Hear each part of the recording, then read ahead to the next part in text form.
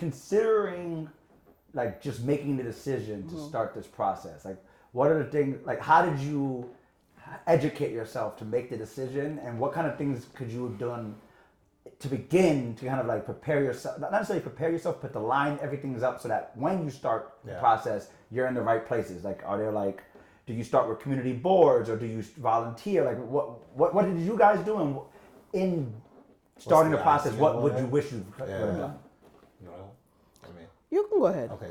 So I wanted to run back in 2020. Okay. So it started a while ago. It was like around the time of George Floyd and Black Lives Matter, and it was like the beginnings of COVID. So it was just like a lot of like civil unrest, and I felt like very moved and passionate to like do it. But at that time, I was like super engaged at my job. I was helping families. I was doing things. So I felt like I had my cup filled. Like I felt like I had a bucket that I wanted to protect. So I didn't do it at that time. But last year, my little brother and me and my sister, we were out to dinner. We were talking about it. They brought it up again. It was just like, why haven't you ran yet? And it was kind of just like a very interesting time frame because it was like a year before the election.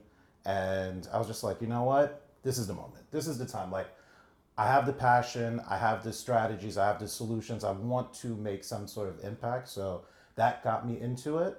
And I still have to think about it though. So like from that time frame up until I want to say late September of last year, I was still just pondering, thinking. You know, I was like balancing work. I was doing all of these things, but then I just like dived in, and I registered with the Board of Elections probably like end of October, and then the campaign just started. So like from November down, I built my team, which was like super critical for me.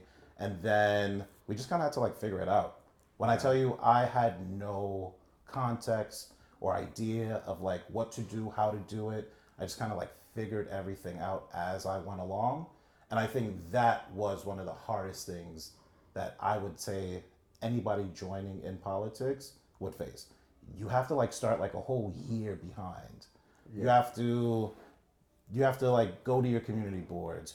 You have to build your team well ahead of time. You have to start thinking about endorsements. You have to start thinking about like how you're going to collect petitions. There's just like so much strategy that you have to build in the year before the election year that I didn't have the opportunity of doing. So like I got in, and then every single day since then I've just been learning. So it's just like learning on the job, figuring out how to do X, Y, and Z. So hardest thing that I would say I've ever done in my entire life. Did you have the same experience?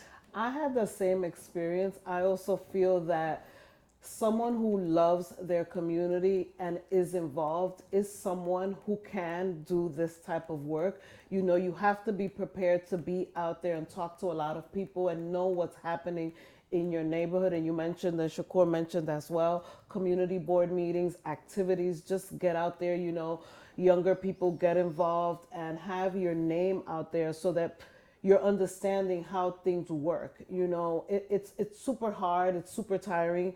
Running for city council is a job on its own, and I have a full-time job already. So at the end of the night, you feel like, oh my gosh, you know, but it's good work because you feel important. For me, learning so much. It's fantastic because I'm also, even though I'm an educated person, I'm learning more how politics works and government, and it's exciting.